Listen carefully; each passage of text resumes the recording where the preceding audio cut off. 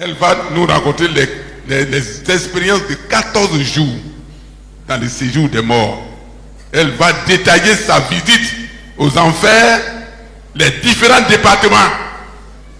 J'insiste, les différents départements qu'elle a visités. Ne manquez pas, je vous en prie. Est-ce que vous avez bien compris? Est-ce que vous avez bien compris? Voilà. Donc, pour ne pas durer votre plaisir, je m'en vais vous dire que si quelqu'un quitte Azopé et vient à Abidjan, il va te rendre son témoignage sur Abidjan. Il est quitté Azopé, il est rentré par où? À Nyama, et puis à Bobo, et puis il dit je suis parti à Abidjan. Quelqu'un qui a quitté à Gagnoua, il passe par Yopougon, il dit j'ai été à Abidjan. Quelqu'un qui a quitté à Bassam, il dit j'ai été à Abidjan. Il rentre. Ce ne sont pas les mêmes expériences, s'il vous plaît. Alléluia. Peut-être vous avez déjà écouté des expériences des gens qui ont été au ciel. Vous voulez que ça soit exactement ce que Paul avait dit là. Que exactement, non. Non. Non. Je vous en prie, sans jugement. C'est personnel ce qu'elle va dire. C'est ce qu'elle a vu, a testé et qu'elle va nous déclarer. Elle est responsable. Donc, moi je crois à ce qu'elle va dire. Est-ce que tu y crois aussi? Voilà. Et si tu ne crois pas, Dieu ne va pas te visiter.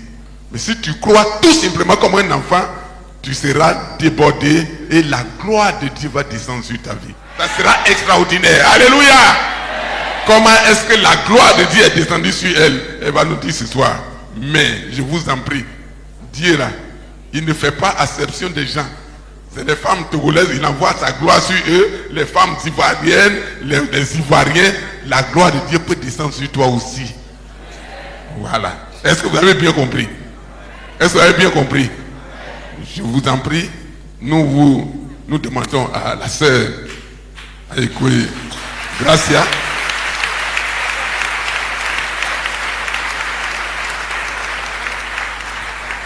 Gloire à Dieu. Et dis gloire à Dieu.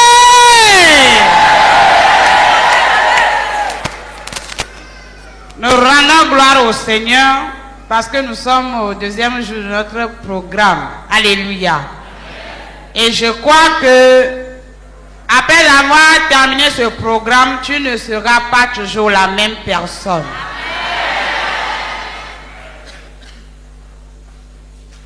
Avant de commencer les expériences de 14 jours, le Seigneur Jésus m'a déjà fait visiter le ciel et l'enfer pendant 4 heures.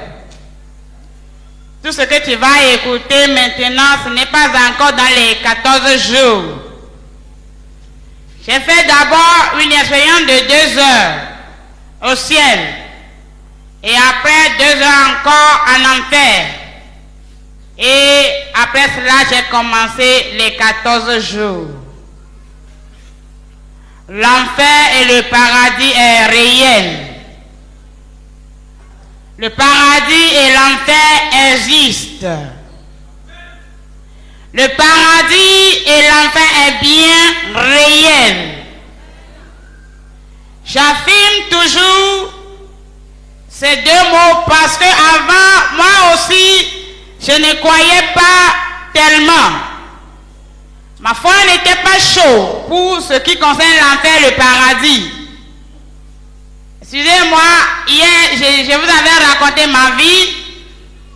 Bon, comme on ne voulait pas se repentir, on voulait encourager notre vie de fornication.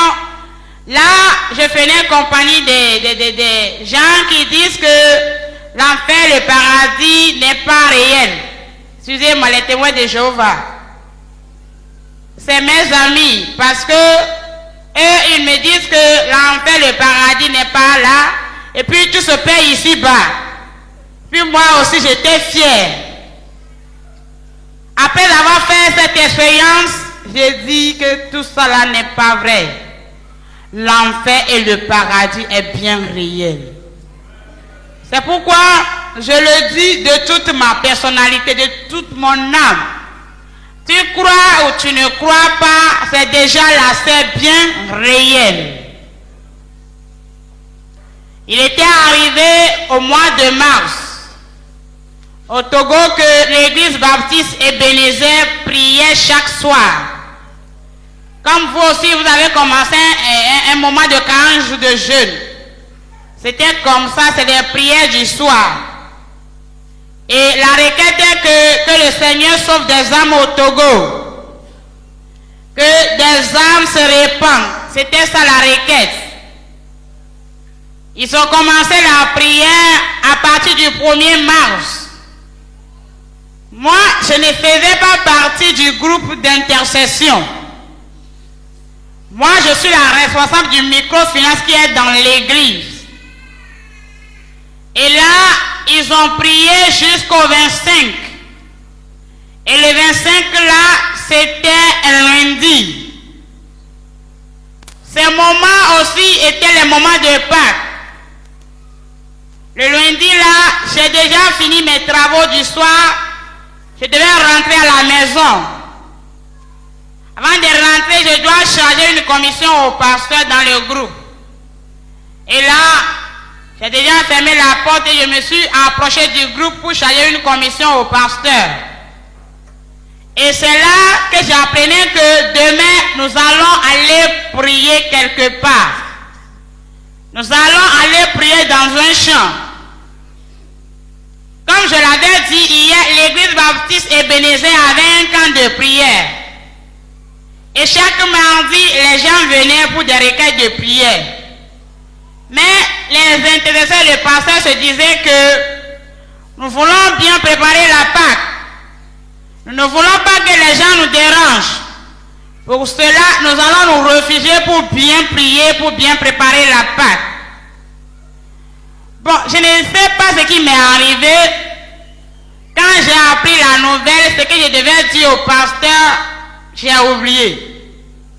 Et là, je me suis intéressé aussi à la prière. Et là, j'ai dit au pasteur, s'il est d'accord, demain mardi qui est le 26, moi aussi je vais aller prier comme eux. Quand j'avais dit ça, le pasteur était étonné. Parce que Grâce est une fille, c'est vrai, j'ai passé par là devant tout ça là, mais la prière, j'avais dit pour les dons du Saint-Esprit, les choses spirituelles, je n'étais pas tellement chaud. Et là, le pasteur avait dit, il n'y a pas de problème. Tu peux aller également avec nous. Déjà le mardi, le 26, déjà à 6 heures, on partit vers le champ. J'ai cheminé avec maman Bénédicte, madame pasteur. Et sur le chemin, j'ai dit à maman pasteur, tu sais maman, moi je vais retourner à la maison. Parce que toi-même tu connais que je viens de Lomé. Je ne suis pas habitué à des longues marches. Là, moi je vais retourner. Et là, elle m'a encouragé. Arrivé à un moment, je me suis retourné même. La dame l'a couru pour me rattraper. Et il m'a dit, Gracia, tu sais, bientôt nous allons arriver au champ et on va prier, on va vite revenir à la maison. Quelques minutes après, nous sommes déjà au champ. Le jour-là, la méditation était tirée dans Jérémie 29, versets 11 à 14.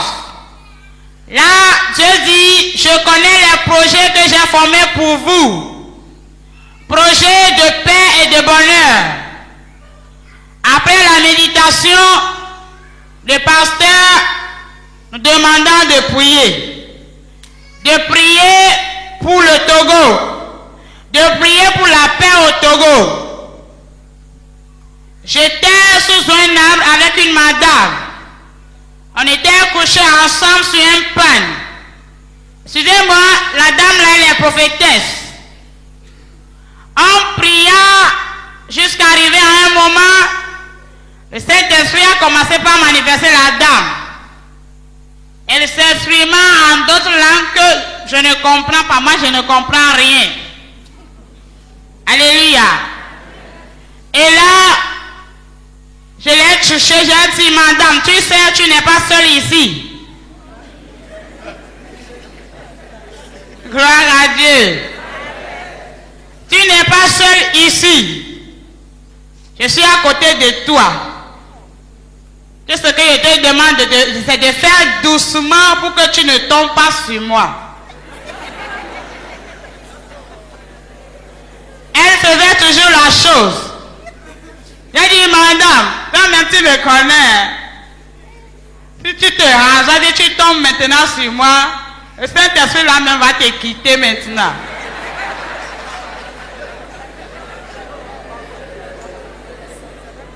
Et là, elle faisait toujours la chose. Bon, moi j'étais énervé.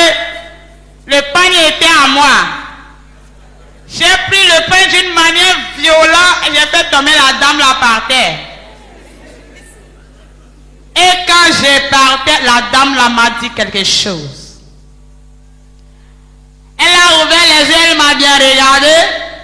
Elle m'a dit, Gracia, où est-ce que toi tu vas maintenant dans ce champ? Partout où tu vas, c'est que Jésus est là-bas. Elle dit, maman, Jésus n'a qu'à être là-bas. Ce n'est pas ton problème. Et là, je l'ai quitté. Je suis allé m'installer quelque part. Et là, le pasteur est venu à mon niveau. Moi, j'aime vraiment me coucher. Je me suis toujours couché sur le pan. Et le pasteur est venu à mon niveau. Il dit, Gracia, lève-toi pour prier. On n'est pas venu ici pour dormir. Maintenant, voilà le pasteur qui tient ma main. On commence à marcher. On fait va-et-vient. Il dit, prie pour le Togo. Il a prié avec moi jusqu'à un moment, il est parti. Quand il est parti, je me disais à moi, ah, qu'est-ce qui a fait que je suis maintenant venu dans ce champ? Personne ne m'a même pas forcé. Moi, je devais rester au boulot. Travailler, midi, je vais bien manger et dormir. Voilà le pasteur qui me dérange, lève-toi pour prier. En tout cas, nous sommes dans un champ. Ce que je vais faire maintenant, je vais aller me cacher. Quand je vais aller me cacher, moi je vais dormir. Lorsqu'on va lancer la deuxième requête, on dira aux gens de revenir. Et là, peut-être on va taper les mains. Quand je vais écouter, moi aussi je vais revenir comme j'ai prié. Et là, j'ai pris mon pain. J'ai regardé le pasteur, j'ai regardé que le pasteur ne me voyait pas. J'ai pris le pain et je faisais comme ça. Et je suis allé me cacher. Quand je suis allé me cacher, voilà un cantique qui me force de la chanter. Moi, je vais me cacher. La chanson là, c'est comme si quand je ne chante pas là, je vais vomir. J'ai dit, ah, moi je vais me cacher. Hein. Gloire à Dieu. Et là, ce cantique qui dit, je me tenais sur la montagne de Calvarie pour contempler les merveilles de l'Éternel. Nanchitre Calvarie, toka kwe manji, ne makoro sio Yeshua. Nanchitre Calvarie, toka kwe manji. Les Togolais chanter avec moi. Ne makoro sio Yeshua.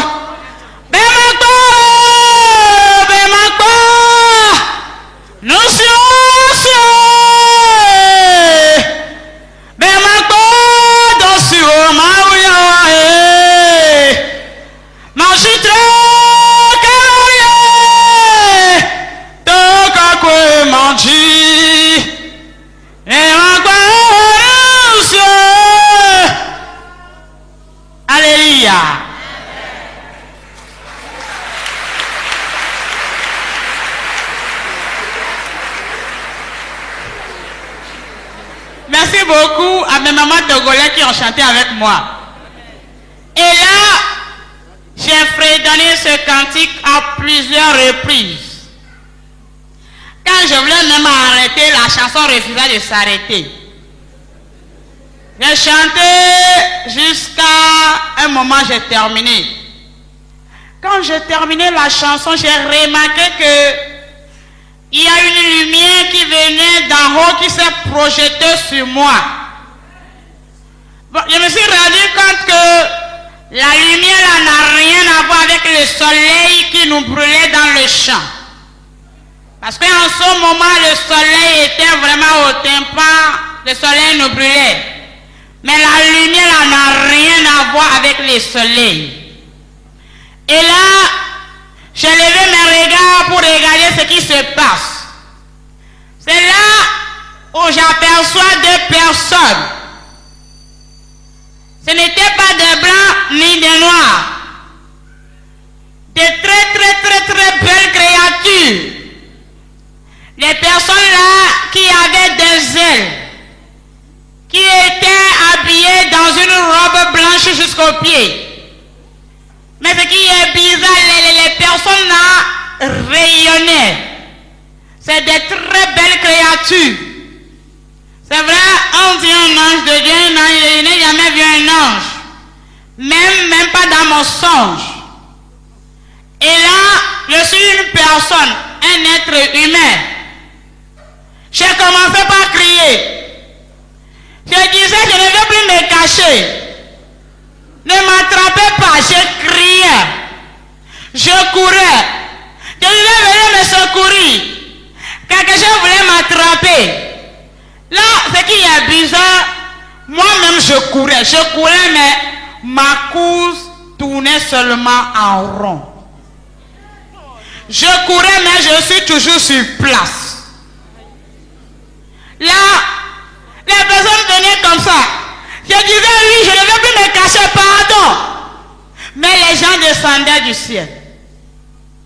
Et les deux personnes là sont descendues jusqu'à mon niveau. Et ils sont suspendus en l'air. Leurs pieds n'ont pas touché le sol. Et voilà ces deux personnes qui me regardaient. Ce qui est bizarre, c'est des gens qui avaient des cheveux jusqu'aux fesses. Des chevelures qui dansaient d'elles-mêmes. Et là, quand ils me regardaient, par un moment, la peur a disparu. Parce que ce n'était pas des regards méchants. C'était des regards pleins d'amour, pleins de compassion, de tendresse.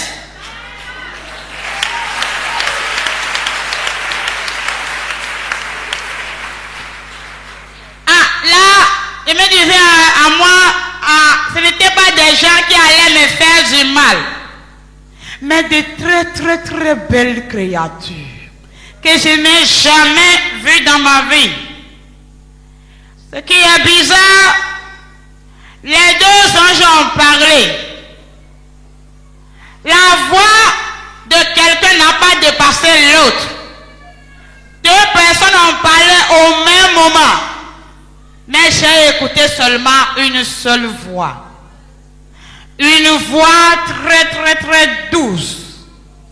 Une voix qui n'est pas comme les autres.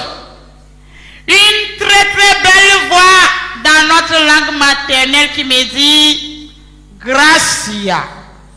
Megavo Plomiado. Gracia. N'aie pas peur, mais suis-nous. Bon, pour la première fois, je ne sais pas comment c'est arrivé. Immédiatement, moi aussi, je me voyais au milieu de ces deux anges, habillés dans une robe blanche.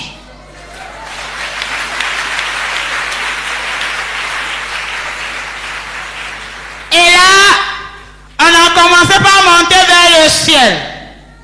En montant vers le ciel, on n'était pas allé par avion, ni voiture, ni moto, non.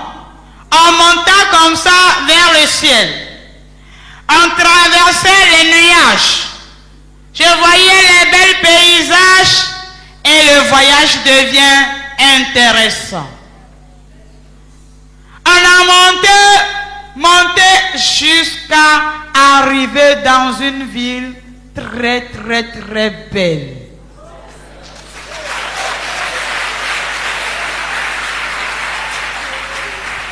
Vraiment, les mots nous manquent pour décrire la beauté du ciel. On ne pouvait pas décrire le ciel avec des mots terrestres. Tout ce que je pouvais dire maintenant, ce n'est même pas encore ça. Les mots en manquent. Une vie très large. Ce qui est bizarre, une vie qui n'a pas de commencement ni la fin. Je ne pouvais pas te dire maintenant que la vie a commencé ici, terminée là. Non. Cela prouve que notre Dieu est d'éternité en éternité.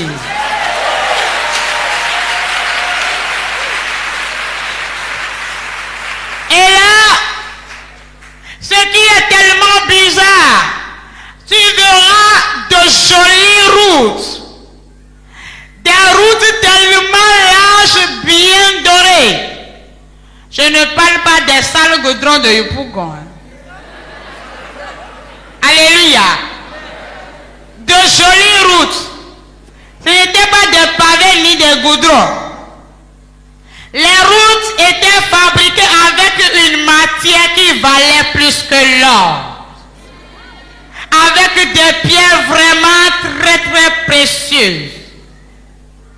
Ce qui est bizarre, tu verras des ponts jolis, très propres. Tu verras des piscines larges, claires, jolies, limpides. Ce qui est bizarre, une ville qui dégage vraiment un calme, une paix qui rayonnait. Toi-même, tu sais que tu es venu dans une ville réellement de paix. Il n'y a même pas de bruit dans la ville. Un calme qui régnait. Il n'y a plus de soleil dans la ville. Il y avait un vent tellement frais, très frais, qui soufflait dans la ville. Une ville qui dégageait une odeur agréable, impeccable. Une ville dans laquelle des plus belles mélodies se retentissaient. Même quand un artiste a une très jolie voix, ce n'est même pas ça. Je ne savais pas là où les gens sont, ils chantaient. Mais la ville était tellement très propre, sain. Ce qui veut dire que le ciel appartient à des gens propres, à des gens qui mènent une vie digne, sanctifiée. Pas de péché quelque part, parce que dans la ville là, il n'y a même pas un grain de sable quelque part. Ce qui est bizarre, étonnant, les deux anges là, lorsqu'ils étaient venus dans le champ, ils sont suspendus en l'air. Mais quand on est venu dans la ville là, voilà les anges là qui ont mis leurs pieds sur la route de la ville, ils ont commencé par marcher. Mes amis, je regardais. Imaginez une petite villageoise ivoirienne qui se retrouve en Europe.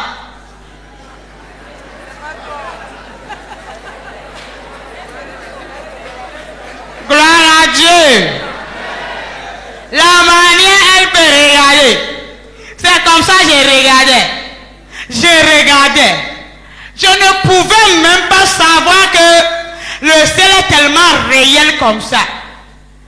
Je ne pouvais même pas imaginer que nous avons quelque chose de très joli qu'on peut toucher du doigt. Mes soeurs, mes frères, nous avons quelque chose.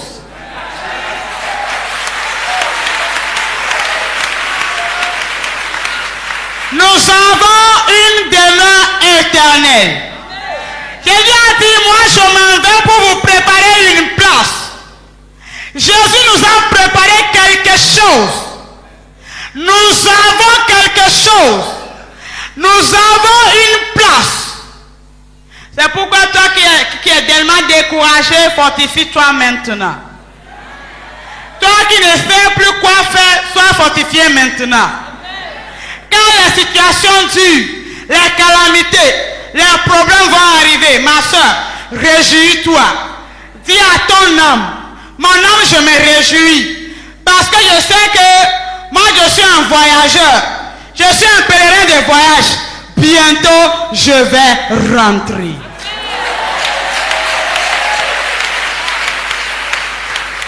Bientôt, Jésus essuiera nos larmes. Ma soeur, mon frère, nous avons quelque chose.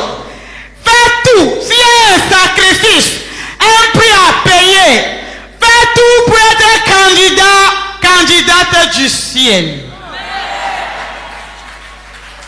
Et là, je regardais.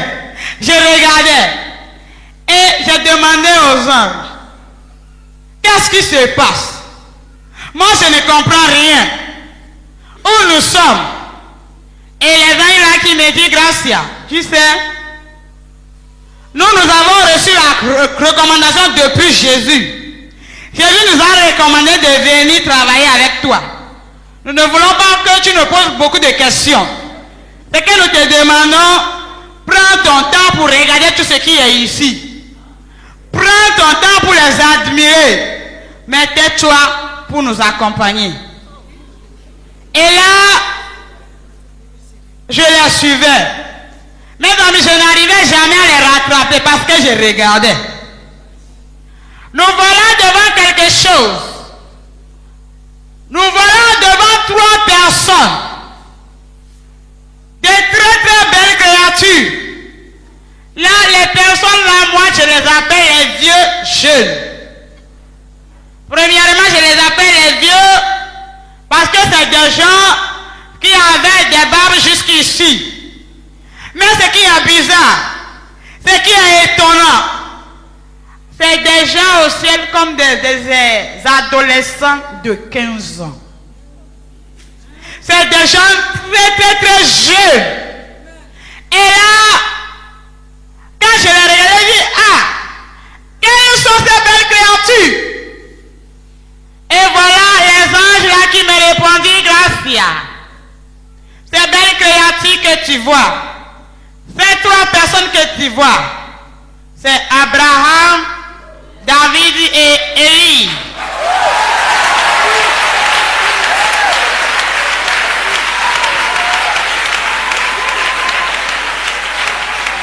Gloire à Dieu.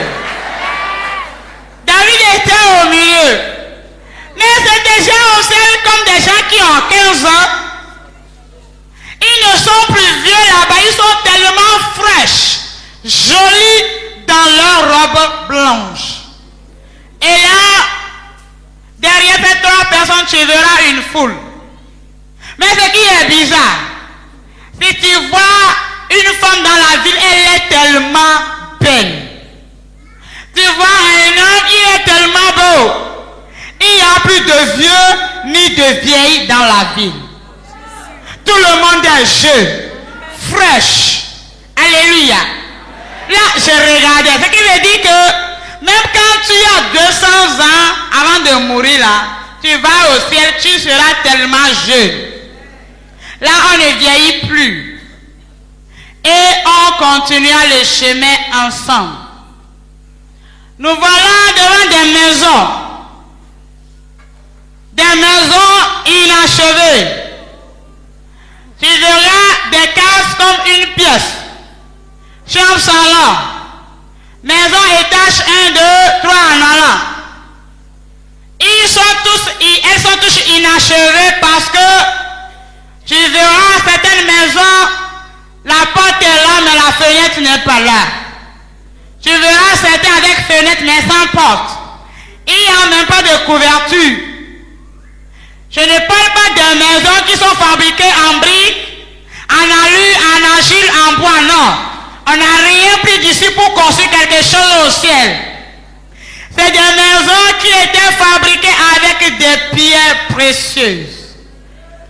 Et là, je demandais aux anges pourquoi ces maisons ici. Pourquoi ces maisons-là ne sont pas habitées par des gens.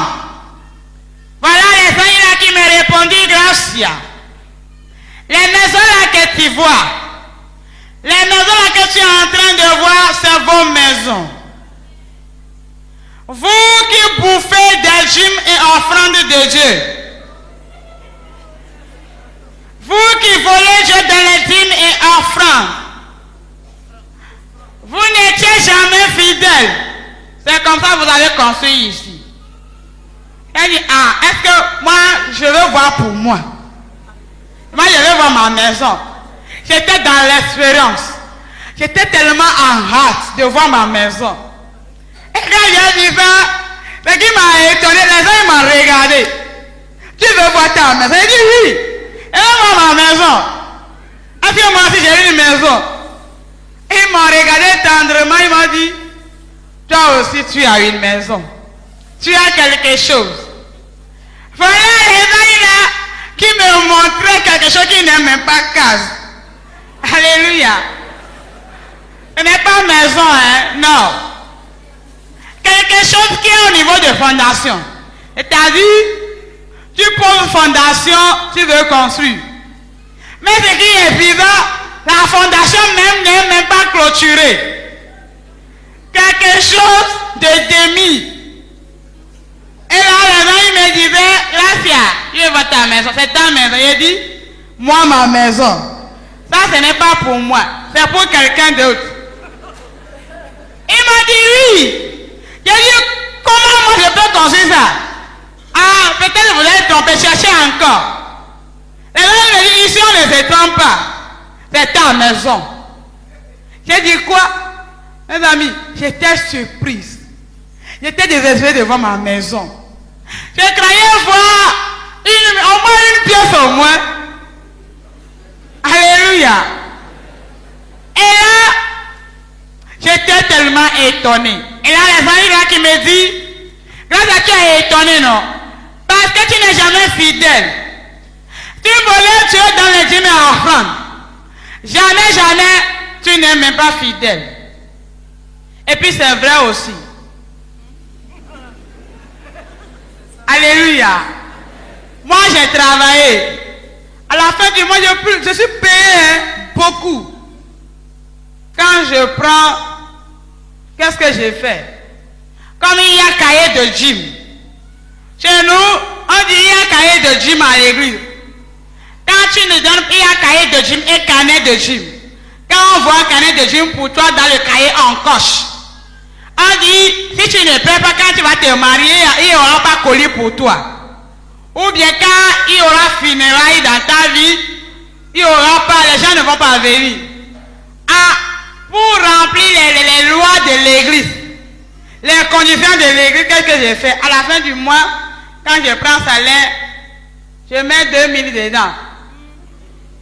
Des fois 5000, à peine. J'arrive à mettre 10 000. Je suis à plus que 200 000, hein. À peine. Même que je mette 10 000, ça me fait mal. Et là, à chaque mois, on dit, on coche. Très bien, très bien. Est-ce que j'ai payé mes dîmes? Devant les hommes, j'ai payé mes dîmes. Mais devant Dieu, je n'ai rien payé. C'est ce que nous faisons aujourd'hui. On veut obéir aux lois des églises. Parce qu'il y a une loi dans notre église. Quand on ne le fait pas, on sera sanctionné. On n'a plus peur de Dieu. Et là, j'étais étonné. C'est là où on me montrait des cas de grands hommes de Dieu. Mes amis, j'étais tellement surprise. Et les gens ils m'ont dit, Gracia, tel que tu es surprise, bon nombre de gens vont venir ici. Quand ils verront la construction qu'ils ont faite, ils seront tellement surpris. Et là, j'ai demandé aux anges maintenant, qu'allons nous faire pour avoir de belles villas ici? Qu'allons nous faire pour avoir de belles maisons? Voilà les anges là qui me disent, Gracia, tout tout ce que vous avez volé pour Dieu, c'est-à-dire les dîmes et offrandes, tout ce que vous avez volé là, vous allez rembourser avec des intérêts. Rembourser avec des intérêts. Et là, les gens m'ont dit, nos dîmes et offrandes se mettent dans l'œuvre de Dieu. Oh Dieu, il y aura évangélisation maintenant. Tu dis, prenez 1 million. Ce qui occupe de l'évangélisation, c'est des matières de construction qui sont fournies au ciel. Les dîmes et offrandes, c'est les matières de construction qui sont fournies au ciel. Gloire à Dieu. Qu'est-ce que tu as maintenant construit au ciel? Quelle construction tu as fait? As-tu déjà commencé? Ou bien toi tu n'as rien fait? La Bible dit amassons des trésors au ciel. Là où il n'y a pas la rouille. Là où il n'y a pas les voleurs. La terre. Qu'est-ce que tu as maintenant amassé au ciel? On parle des ignorants de Dieu à l'église. On ne veut même pas payer. On ne veut même pas donner. Tout ce que nous voulons, c'est de savoir comment, on veut savoir comment l'argent est géré, mais tu ne paies même pas ta dîme. Que la mentalité de quelqu'un change à partir d'aujourd'hui. Que quelqu'un se répand à partir d'aujourd'hui. À partir d'aujourd'hui, cesse de voler Dieu dans les dîmes et offrandes. Sois fidèle à Dieu. Tu n'as pas besoin de ton argent. Alléluia. Soyons fidèles à Dieu. La Bible dit tout ce qu'un homme sème, il va les récolter. Quand tu paies tes dîmes, c'est des matières de construction qui sont fournies au ciel. Tu ne veux pas payer, Dieu ne te force même pas. Payons nos dîmes et offrandes. Cessons de voler Dieu. Alléluia. Que quelqu'un dit, je me répands au nom de Jésus. Ah, tu as dit ça devant Dieu, devant les hommes. Et quand tu vas encore voler Dieu, ah, que Jésus te fait grâce. Maintenant, nous voilà devant des gens qui ne peuvent pas dire, c'est-à-dire des gens qui n'ont pas de maison. Là où il habite au ciel. Nous voilà devant une grande clôture. Mais ce qui est bizarre, je voyais des millions de personnes qui sont entassées dans la clôture. C'est-à-dire la clôture est petite, mais les gens sont tellement beaucoup dans la clôture. Ils sont tellement entassés. Mes amis, imaginez des tilapias qui sont au frigo. Ou bien des poules qui sont au poulailler. Des prisonniers qui sont en prison. Tu les vois en même temps, tu sais qu'ils ne sont pas libres. Et là, j'ai demandé aux anges, pourquoi ces gens-là sont ici? Pourquoi ils ne sont pas libres?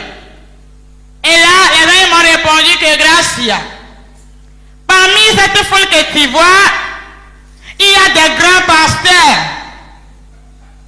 des grands hommes de Dieu, des femmes pasteurs, des diaconesses, des anciens, des anciennes, des laïcs, beaucoup de ces gens qui sont venus ici habiter dans cette cour parce qu'ils n'ont pas de maison. Et qui veut dire que quand tu n'as pas de maison, tu vas au ciel, tu vas habiter à la cour commune.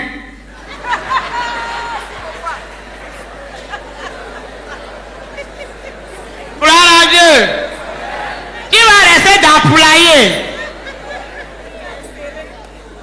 Qui va habiter poulailler au ciel?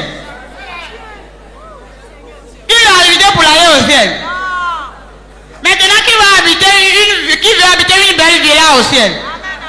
Ah! Qui dit que tu veux habiter une belle villa, mais tu ne peux pas te dire? Beaucoup qui sont à la cour commune, des pasteurs, des diacres, des diaconesses, parce qu'ils n'ont pas de maison. En tout cas, c'est mieux plus que l'enfer. Hein? Gloire à Dieu. Si on pouvait avoir la possibilité d'aller au ciel, Pourquoi ne pas habiter dans des belles villas? Pourquoi ne pas habiter dans des belles maisons? Mes amis, payons nos 10 000 offrandes pour que quand tu vas au ciel, tu habites ta belle villa. Beaucoup sont là à la cour commune parce qu'ils n'ont pas de maison. Nous voilà devant quelque chose. Quelque chose qui me rend toujours triste quand je rends ce témoignage. Nous voilà devant des bébés. De nombreux bébés. Mais les bébés là sont comme des bébés qui sont à la maternité. Des bébés qui sont à la crèche. Des bébés qui sont au lait. Mais je n'ai pas différencié que ça c'est bébé garçon, ça c'est bébé fille. Je n'ai pas différencié le sexe. C'est des bébés qui sont dans leur robe blanche. Au ciel, tu verras tout le monde habillé dans une robe blanche rayonnante. Et là, quand j'ai vu ça, il a demandé aux gens, ah, pourquoi des bébés ici? Qu'est-ce qu'un bébé peut faire ici? Et là, les gens ils m'ont regardé, ils m'ont dit, Gracia, ces bébés-là que tu vois, c'est des bébés qui sont avortés. Les bébés qui sont avortés. Et ces bébés sont ici à chaque fois. Ils poussent des cris de vengeance. Ces bébés-là disent vengeance, vengeance, vengeance. Demain, voilà, nous allons écouter le département des gens qui avortent. Des gens qui ont laissé leur bébé là-bas. Et là, les gens m'ont dit que Gracia, un seul bébé avorté pousse des cris de vengeance pour une catégorie de personnes. Un seul bébé avorté. Ce n'est pas seulement la jeune femme ou bien la jeune fille qui a avorté, non. Le monsieur qui a mis la jeune fille enceinte. Le monsieur aussi est dedans. Ou bien vous êtes au foyer, vous vous dites, ah, on a déjà 10 enfants. Le 11e est venu. Les gens vont se moquer de nous. En compromettant avec ton mari, vous allez chercher la solution pour ce bébé innocent. Le mari, toi aussi, le monsieur, l'homme aussi est dedans. Les docteurs auront beaucoup de bébés. Les docteurs qui avortent aux gens. Les infirmiers, toi, ton boulot, c'est avortement. Parce que son argent est beaucoup. Ou bien toi, tu vends des produits génériques. Tu vends des produits d'avortement. Les bébés là, poussent ce qui de vengeance pour toi aussi. Ce n'est pas encore fini. Et amis conseillers. Par exemple, Tata et moi, nous sommes des amis. Je suis allé regarder Grosset, j'ai dit, ah, je suis jeune fille, je ne veux pas. Je suis venu le voir, au lieu de me dire, avortement n'est pas bon. Il dit, ça, il n'y a pas de problème. Le monsieur m'a aidé à faire l'avortement. Le monsieur là aussi est dedans. Toi, tu n'as pas fait l'avortement. Tu as donné ton point de vue. Oh, elle a fait de fréquenter, non? On va faire l'avortement. Toi, tu n'as pas fait. Tu as donné ton point de vue. Tu as écouté. Tu n'as même pas dit ça, ce n'est pas bon. Tu as contribué. Le bébé là pousse des cris de vengeance pour toi aussi. Regardons un seul bébé avorté. Un seul bébé pousse des cris de vengeance pour personne. Et quand nous serons en enfer, tu vas écouter le département des gens qui avancent. C'est tout ce que j'ai cité maintenant. Tout ça là, ils vont en enfer. Tu as écouté. Tu as donné ton point de vue. Tu as contribué. Je m'explique. Je ne parle pas des fausses couches. C'est-à-dire, la grossesse là que tu as, la grossesse là est partie d'elle-même. Je ne parle pas des fausses couches. La grossesse là que tu as dit, je ne ne suis pas encore prête pour engager un bébé. Je ne suis pas prête. Et tu as trouvé solution. C'est un bébé-là qui crie vengeance. De nombreux bébés au ciel crient vengeance. Où est-ce que tu te trouves maintenant dans tout ça? Est-ce que tu as conseillé quelqu'un d'avorter? Ou bien tu en as fait? Ou bien tu as donné ton apport? Aujourd'hui, on peut corriger. Nous pouvons nous repentir sincèrement. Nous pouvons demander pardon à Dieu pour que nos bébés cessent de crier vengeance. Et quand nous sommes arrivés là, voilà ces anges qui me disent, Nastia, si on regardait bien, maintenant on retourne. Elle dit quoi? On retourne où? Il m'a dit, là où on t'a pris. Vous voulez retourner pour prendre encore quelqu'un? En tout cas, moi, je suis venu ici, ça me va. Ici, ça me va bien. Je ne veux plus aller quelque part. Gloire à Dieu. Maintenant, tu retournes. Tu sais, à partir de maintenant, tu te disposes. À 22 heures, nous viendrons encore te chercher. Mais pour l'heure, tu ne parleras plus. C'est comme ça, quand je suis venu pour la première expérience, j'ai perdu l'usage de la parole. Et là, j'ai dit aux anges, en tout cas, moi je ne vais nulle part. Comment vous pouvez me dire de quitter quelque chose de joli comme ça? En tout cas, moi, je suis déjà venu ici, je serai ici pour toujours. Et les amis m'ont dit, toi tu n'as même pas de maison.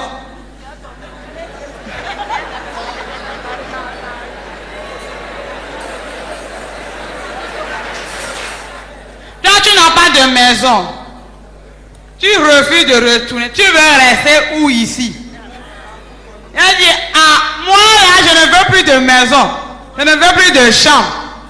Si vous êtes d'accord, moi je vais habiter sur les routes. Ça me suffit largement. Imaginez un peu la beauté du ciel. Moi je n'ai même plus souhaité maison. Je vais habiter sur route.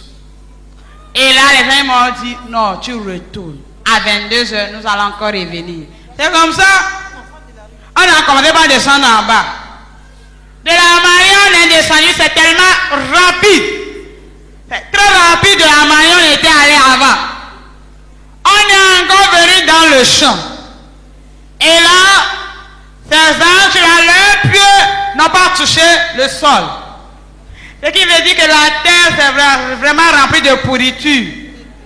La terre est corrompue. Et là, ils sont encore suspendus en l'air. C'est là où il me dit, tu vois, la personne là qui est sous des buissons, c'est toi. Toi, tu descends. Mes amis, je suis descendu.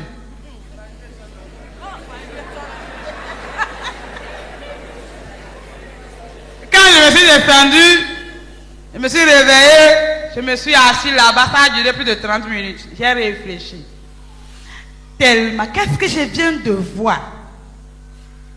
Ah, le ciel est tellement réel comme ça. On peut toucher. Et là, quand j'étais parti, voilà le pasteur, il y avait ma maman aussi dans le groupe d'intercession. Les femmes là qui commençaient par pleurer, peut-être, j'étais mordu par un serpent ou tout ça là, elles ne savent pas. Et c'est là que j'ai regagné le groupe. Je ne parlais pas tout ce qu'ils m'ont demandé, j'ai parlé par écrit. Quand je suis revenu même, la terre même me dégoûte. Je n'ai même plus envie. Et là, on est revenu à la maison. Quand on est revenu à la maison, je devais aller chez ma mère. Et là, le pasteur me dit, ce qui t'est arrivé aujourd'hui là, je veux que tu viennes avec moi à la maison.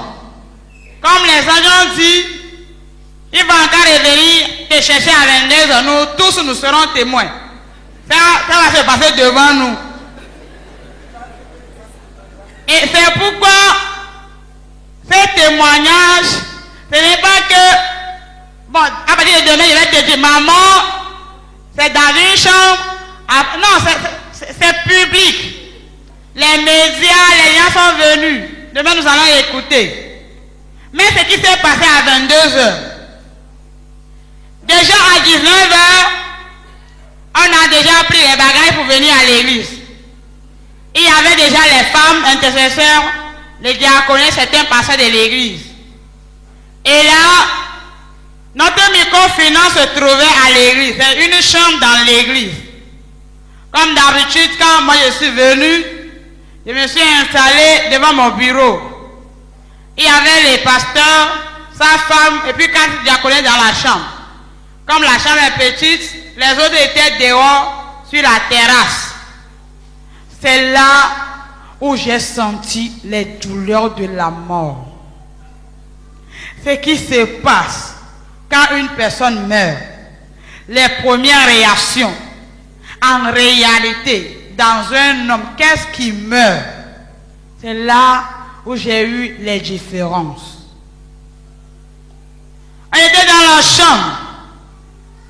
Arrivé à un moment de la nuit, voilà, c'était un mouvement qui se passait dans mon corps. Voilà, c'est comme si de ma tête jusqu'aux pieds, il y a des vers qui me rongeaient. J'étais étouffé. Je ne pouvais pas respirer. J'avais tellement le cœur, tellement chaud. Moi-même, je sentais dans mon corps que mes vers se décapitaient. Et là, je criais, je pleurais parce que j'étais fatigué partout. De la tête jusqu'aux pieds, j'avais mal partout. Tous les parties de mon corps me faisaient mal. Et là, je pleurais. Je disais à quelqu'un de me faire quelque chose. Les gens étaient là. Ils couraient de gauche à droite.